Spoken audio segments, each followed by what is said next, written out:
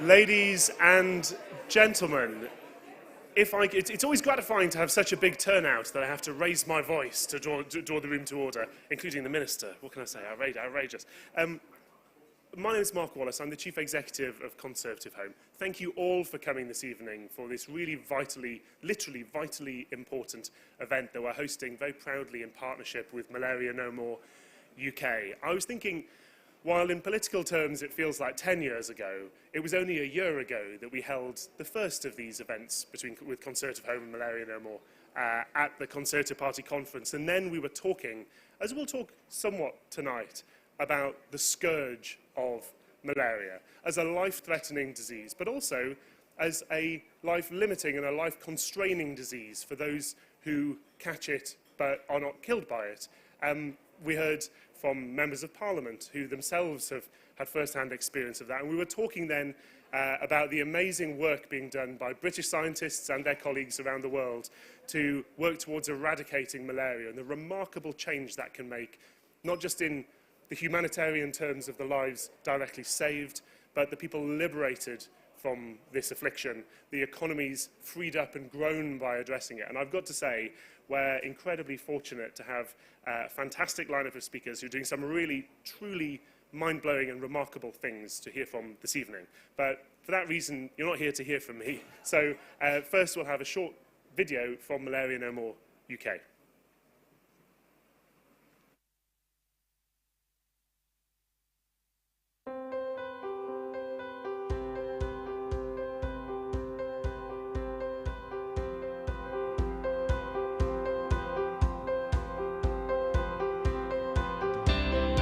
We know that the British public are great supporters of excellent science. Britain has been leading in science and medicine. We have been one of the main leaders in the COVID-19 vaccine efforts. So I don't see why we can't be with malaria. I very much welcome this determination and that we are not turning our back on a job unfinished. The United Kingdom was and is the biggest Commonwealth donor on fighting malaria. We have all the tools we need already to win the war against malaria. We have drug treatment, we have highly effective vaccines coming through late-stage clinical development. What we really need is political will and investment, replenishment of the global fund. We really just need the money and the political ambition to get this job done. So it just requires sustained efforts on our side, sustained funding, sustained research and development, political goodwill, leadership that brings us towards zero malaria. What Britain's done, it's innovative, it's creative, it's science, and it's been leading the way in terms of the fight against malaria. But what we need is that to continue. We can't take the foot off the pedal.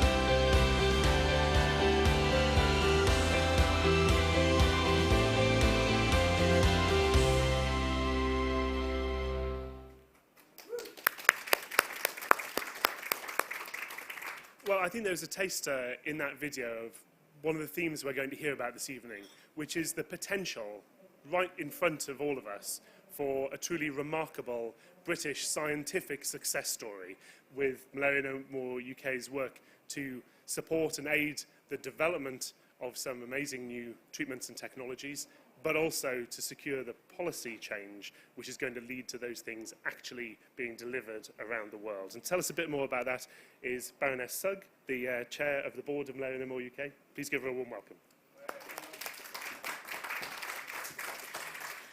Good evening, everybody, and thanks so much for coming. Thank you very much, Mark and Conservative Home, for being such a great partner for Malaria No More UK.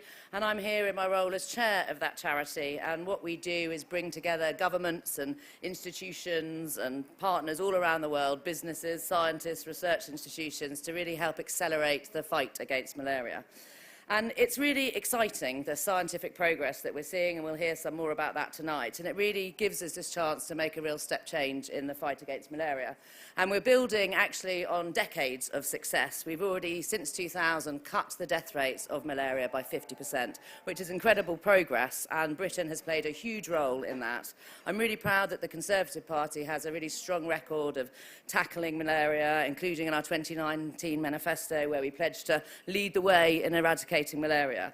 And we've got this incredible work from our leading scientists in developing new tools and treatments. Some of them are along the side here, and they're doing fantastic work, so I encourage you to go and talk to them. And so we need these tools, but we also need to be able to deliver these tools to the women and the children who desperately need them. And the UK has really been a major architect of the huge progress we've made against this disease, an achievement which our country really should be very proud of. But the battle against malaria needs this support more than ever. As with many things, the COVID pandemic has given us huge challenges in the fight against malaria. It's caused massive disruption in delivering malaria services, and deaths from the disease are now the highest that we've seen in a decade. But as I say, we have exciting new tools that can help change things from our British companies and our British institutions. The Innovative Vector Control Consortium, who are doing amazing work based in Liverpool, who are bringing together public and private sectors to drive innovation, have been developing new tools to keep mosquitoes and to resist mosquitoes. GSK, which has led the way in developing the first ever anti-malarial treatment to be delivered as a single dose, and the first ever malaria vaccine approved by the WHO.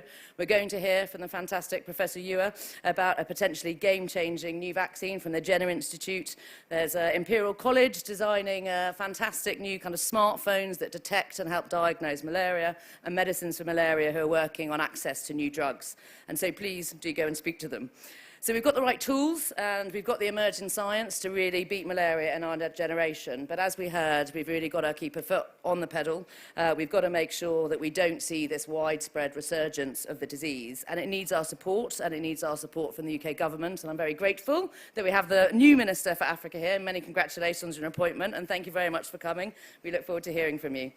And we need to continue to support both to the British institutions who are developing these exciting new tools, but we also need to make sure that, as I say, those tools and vaccines are deployed and getting them to the communities who need them. And we can do that, we know we can do that through some great international organisations focused on delivery, like UNITAID, like Gavi, and like the very important Global Fund. And the UK is yet to make its replenishment pledge to the 7th Replenishment Fund.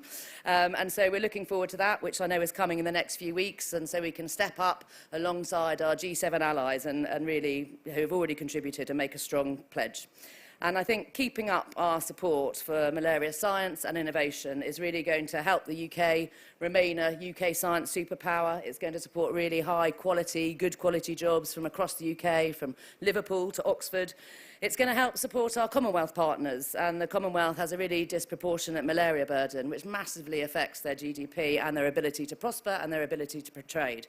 And it will help create for us all a healthier, safer and more secure world. Thank you.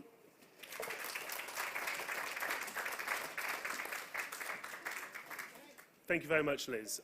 One of the various privileges of my job is I get to meet a really wide range of people in a really wide range of fields who do fascinating and remarkable things. But you won't appreciate me saying this, but one of the premier among them is our next guest, Professor Katie Ewer of the Jenner Institute. You will have seen her in that video of some of the remarkable work being done already. You may know her and her colleagues' work from such hits as the Oxford AstraZeneca vaccine against COVID, which a few of you might have heard of recently. And as Liz just mentioned, she's here to talk to us about yet more remarkable developments in her work on malaria.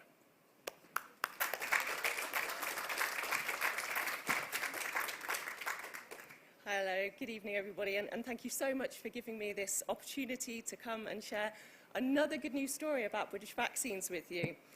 So my name is Katie Ewer. I'm a Professor of Immunology at the Jenner Institute at the University of Oxford, and as Mark mentioned, I was part of the team that delivered that Oxford AstraZeneca vaccine. But before that, I spent about 14 years trying to develop a vaccine for malaria.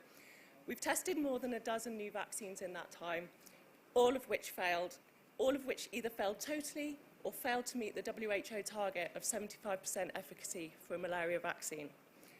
Until now. For those of you who are not aware, malaria causes at least 500,000 children's deaths in sub-Saharan Africa every year, and 250 million cases of malaria on top of that. It's really, really hard to overstate the impact, not just in sub-Saharan Africa, but in India and in Asia too. Malaria is highly concentrated in a handful of countries, including India and Nigeria and some of our other most important trading partners. But aside from deaths and mortality and morbidity associated with malaria, it has an enormous economic and social impact too. The WHO estimates that in 2015, malaria cost the African economy $100 billion. It lost 1.5 billion school days and caused more than 3 billion work days to be missed through ill health. It diverts household income away from food and education, often from the education of young girls, and those costs are diverted towards the cost of travelling to seek treatment and care for malaria for their children. It keeps kids out of school, it stunts their growth, it suppresses their immune system, and it stops children, especially girls, from reaching their full potential. And I'll remind you that in 2020, more people under the age of 50 died of malaria than died of COVID, and we have only one vaccine licensed for malaria at the moment. But anyway, back to the good news. So R21 is a new vaccine developed at the Jenner Institute against malaria. Our clinical development so far has shown that R21 is safe. It's the first malaria vaccine in the world ever to reach the WHO target of 75% efficacy. And we're undergoing late-stage clinical trials at the moment with our phase 3.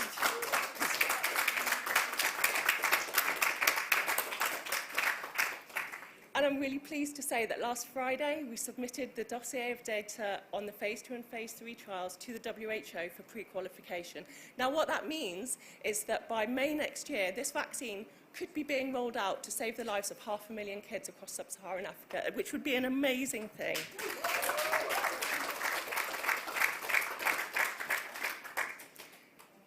But for that to happen, the replenishment of the Global Fund is essential. It provides over half of the international funding for malaria control, things like bed nets, anti-malarials, and from next year, we hope, vaccines too.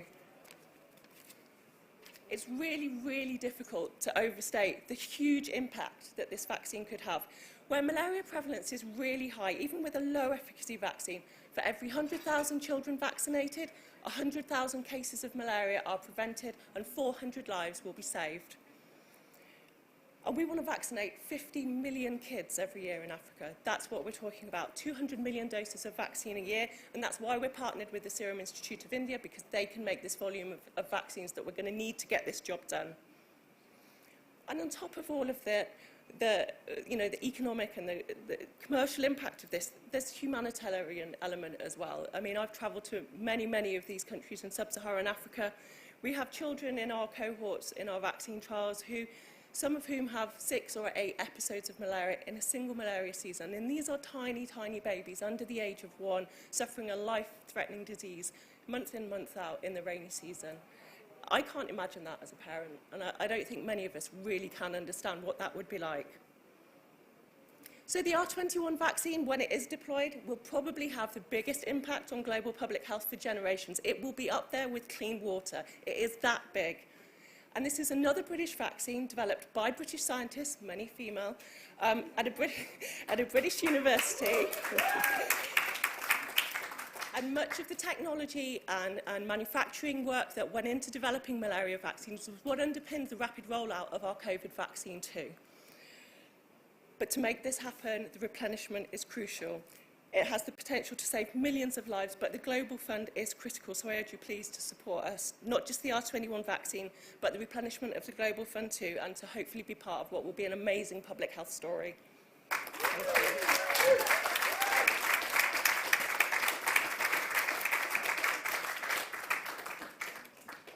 What to say after that, ladies and gentlemen? I promised you important, life-saving, essential news, and I think another round of applause, frankly, is more than deserved.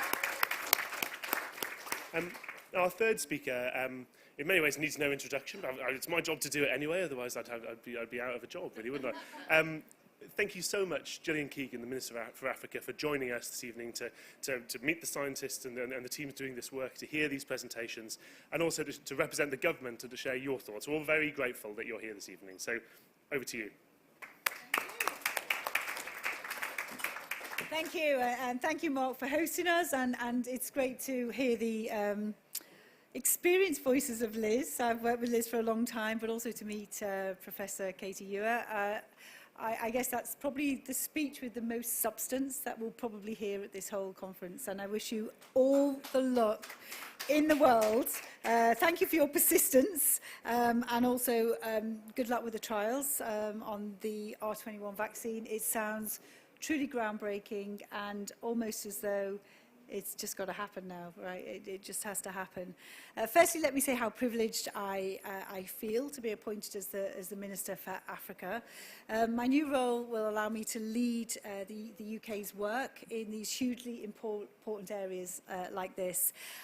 It's not the first time I've been interested in this whole area. I first looked at it at the beginning of my parliamentary journey as the co-chair of the APPG for the UN Sustainable Development Goals. And as you know, Goal 3.3's target is to end the epidemic of malaria and reducing cases and deaths by 90% by 2030. So that was in 2017, and it was pretty much the first thing I got involved with, and probably when I first met you, Liz. The UK government still supports this goal, although everyone here will know that progress has been hampered in recent years, as you said, with the impact of COVID and disruptions to services to prevent, diagnose and treat malaria. And this is an important part of our wider ambition as well, to end preventable deaths of mothers, of newborns, of children under 5, and all of those cases that you said, and all that, the lottery of life in a way that many new mothers and newborns have to go through, particularly in the rainy season. The government remains committed to supporting healthier and more resilient populations globally and across the African continent. And we know that WHO African regions shoulders the vast majority of the malaria burden, accounting for 96% of all malaria deaths and 95% of all cases in 2020. As a Conservative government, we will continue to play a leading role in driving down malaria cases and deaths, as promised in our manifesto. And as a founding partner and long-standing supporter of the Global Fund, the UK has demonstrated and continues to demonstrate its commitment to ending malaria, HIV and TB, contributing over £4.4 billion to date. Somebody out there closed the door. The fund works. We know it works. And that's great, because often in government you get to do things and sometimes they don't work. But this, we know, works. And in countries where the Global Fund invests, the incident rate of malaria has declined by 28% and the mortality rate by 47% since 2002. And in 2021, the fund distributed 133 million mosquito nets and supported 12.5 million pregnant women to receive preventative treatment for malaria. But we also need to ensure we stay ahead of the curve, investing in research and innovation to combat malaria. And in this area, the UK is leading the way, and the UK female scientists are showing us all that they can continue to lead the way, and thank you to you. The goal of our malaria research portfolio is to provide new tools, new knowledge and new ways of working to reduce cases and deaths from the disease. One key method of achieving this, and you will see it here, please do spend some time, it's fascinating, through our product development partnerships, the public-private partnerships which harness the strengths of academia, government, industry to drive forward the development of new tools to prevent, detect and treat malaria. And our current support to PDPs includes you see them all here, the Medicines for Malaria Venture, the Innovative Vector Control Consortium, the Foundation for Innovative New Diagnostics and PATH, and they were all easier to say than the acronyms that none of you would have understood. But the positive impact of our support is clear, it's groundbreaking.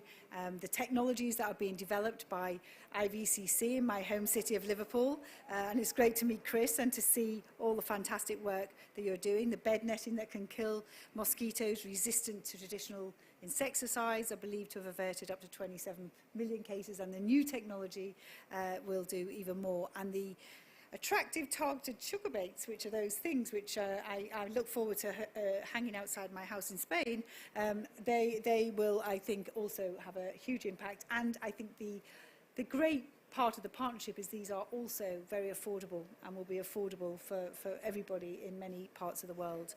Similarly, MMV has helped support the development of 7 new drugs for malaria, including the world's first child-friendly anti-malarial drug, and a drug that's been distributed in more than 50 countries and is estimated to have saved more than 1 million young lives since its launch in 2009. And, you know, if any of us wonder why we're here, why we're doing this, what we get up in the morning for, that really does just makes the whole job and every aspect of the negative aspects worthwhile. Our commitment goes further. We will continue to ensure innovations in technology and medicine are getting to those who need the most. Accessibility and affordability are key, and it's why the UK invests in the investments in market-shaping organisations like Unitaid, Medassess and the Clinton Health Access Initiative are so valuable as they contribute to bridging the gap between innovation and scale-up. And this is often a real issue. I spent 30 years in business before becoming a Member of Parliament. And innovation, there's a lot of innovation, there's a lot of trials, there's a lot of things that you think could change the world. But making it ubiquitous, making it scalable, really depends on it being affordable, particularly when you're working in areas like Africa. We know malaria predominantly kills and affects the poorest people in low-income countries. It kills hundreds of thousands of people every year, and in Africa, 80% of those are children under 5. This is tragic, it's unnecessary, and it's an unnecessary loss of life, and we need to do something about it. This cruel disease is preventable. It can and must be eradicated. Making malaria a disease of the past is an ambition of the UK government. We're completely behind it, and we're pleased to be alongside all fabulous scientists and campaigners and people who are putting together and bringing together everybody who can make a difference. And thank you for your work, Liz and Katie, on this. I very much look forward to working with you, and many of you are gathered here today, to make that goal a reality and to finally end malaria. Thank you very much.